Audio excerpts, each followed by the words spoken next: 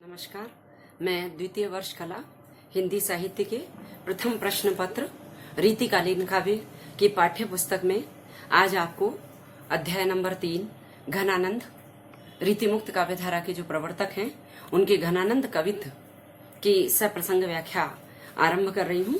और आप पृष्ठ संख्या 44 पर देखिए। प्रथम पद सवैया। झलके अति सुंदर आनन गोर, छके दृग राजत काननी छवे, हंसी बोलन में छवि फूलन की वर्षा और ऊपर जाती है वही।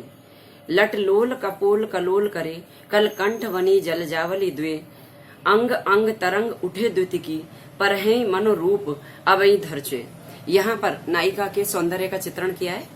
और मैंने आपको जब घनानंद के काव्यगत विशेषताएं बताई थी और घनानंद का परिचय दिया था तो मैंने बताया था कि घनानंद की प्रेमिका का नाम सुजान था और कालांतर में सुजान द्वारा ठुकरा दिए जाने पर घनानंद का प्रेम अलौकिक प्रेम में परिवर्तित हो गया था। तो उनके अनेक पदों में कहीं वो सुजान के सौंदर्य का वर्णन करते हैं तो कहीं राधा कृष्ण के सौंदर्य का वर्णन करते हैं। यहाँ नायिका के सौंदर्य का चित्रण किया है। झलके अति सुंदर आनन गोर, गोर यानी गोरा, आनन यानी मुख। नायिका के गोरे सुंदर मुख के ऊपर छके द्रग राजती कानन छवे, छके यानी डूबे हुए, प्रेम के रस में डूबे हुए, द्रग यानी नेत्र, काननी छवे कानों को स्पर्श करते हुए, यानी नायिका के कान को स्पर्श करने वाले बड़े बड़े नेत्र हैं नायिका के।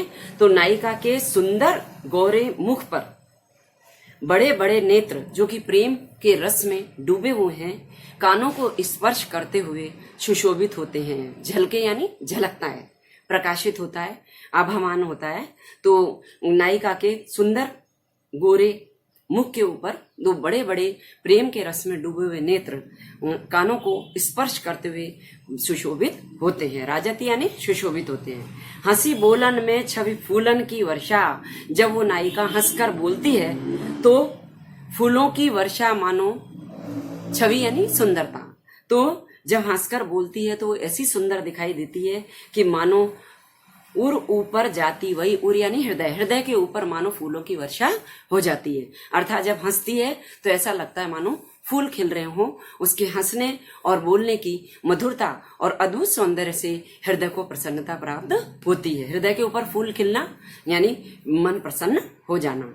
लल लोल लट लोल कपोल कलोल करे। लट यानी बालों की लट, लोल यानी सुंदर, कपोल यानी गाल। उसके गालों के ऊपर कलोल करना यानी क्रीड़ा करना। बालों की सुंदर लटें उसके सुंदर गालों के ऊपर क्रीड़ा करती नजर आती है, यानी उनकी बालों की लटें उसके सुंदर गालों पर बिखरी हुई है। कल कंठ बनी जल जावली द्वे, कल यानी सुंदर, कंठ यानी गले, उसके गले पर दो जलज, जलज प्लस अवली, दो तरह का दो अर्थ होंगे इसके। मोतियों, दोहरे मोतियों की दो माला पड़ी हुई उसके सुंदर गले में, और जलज यानी कमल भी होता है कि उसके सुंदर कंठ में कमल की दो मालाएं पड़ी हुई हैं। इसका मतलब ये भी होता है कि जो सुंदर गला होता है उसमें द्वि रेखाएं होती हैं। तो नायिका के सुंदर गले में मोतियों की दोहरी माला, उसकी दो रेखा बहुत सुंदर लग रही है और उसकी सुंदर गालों पर काले बालों की लटें क्रीड़ा कर रही है।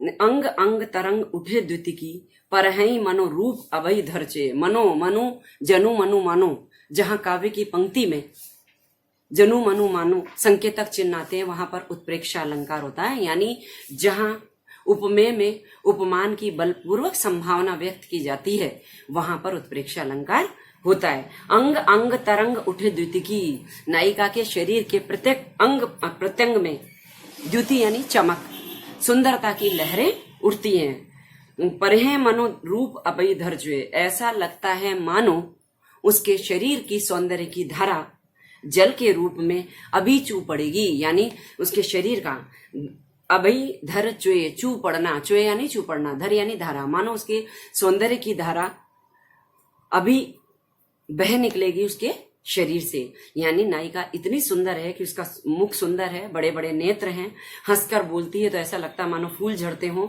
और सुंदर बालों की लटें सुंदर गालों पर क्रीड़ा करती हैं।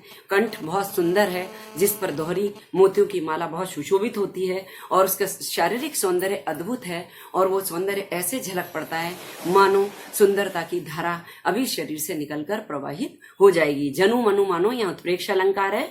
लट लोल कपोल कलोल करे, यानी अनुप्रास अलंकार है, एक ही वर्ण की आवृत्ति अनेक बार हो रही है, और पद में बहुत अधिक सरसता है। अब दूसरा पद देखिए, छवि को सदन मोद मंडित वदन चंद, त्रसित चखन लाल कब दो दिखाइयो, चटकीलो भेक करी मटकीली भातिन सोही, मुरली अधर धरे लटकत आई हूँ, लोचन ढुराए कछु मृदु मुस्काए, नेह भीनी बत यानी लड़काए बतराए हो, विरह जरत जिये जानी आनी प्राण प्यारे, कृपा निधि आनंद को घन बरसायो। यहाँ वियोग वर्णन है, और घनानंद श्री कृष्ण रूपी प्रेमी या प्रियतम से मिलने के लिए व्याकुल हैं, और उनके सौंदर्य का चित्रण करते हुए कह रहे हैं, और परोक्ष में सुजान का संबोधन है। छवि को सदन मोद मंडित बदन चंद, बदन यानी मुख, चंद यानी चंद्रमा की छवि का सदन सौंदर्य का भंडार, मोद मंडित, मोद यानी प्रसन्नता से युक्त, चंद्रमा के समान, आपके चंद्रमा के समान मुख पर प्रसन्नता सुशोभित हो रही है, और आपका मुख अद्भुत सौंदर्य का भंडार है। ऐसे चंद्रमा के समान मुख को त्रसित यानी प्यासे, चखन यानी नेत्रों को, लाल यानी नायक, कब दो दिखाइयों, हे नायक कृष्ण अपने चंद्रमा के समान प्रसन्नता से युक्त सौंदर्य के भंडार के मुख को मेरी इन प्यासे नेत्रों को कब दो दिखाइयो, कब दिखाओगे, यानी अपने दर्शन मुझे कब दोगे। चटकीलो भेक करे, यानी रंग बिरंगा वेशभूषा धारण करके, मटकीली भातिन से, मटकीली यानी चंचल, चंचल भंगिमाओं के साथ में, मुरली अधर धरत, मुरली को अधर यानी होठों पर रखकर, लटकत आयो, अपनी मस्तानी चाल में मटकते हुए लटकते हुए आप कब आओगे, यानी रंग बिरंगी चटकीलो भेक करे, रंग बिरंगी पोशाक को धारण करके, चंचल भंगिमाओं के साथ में, अधरों पर यानी होठों पर मुरली को धारण करके, अपनी मधुर गति के साथ लटकते हुए आना, यानी मधुर गति के साथ में गमन करते हुए आप कब आओगे।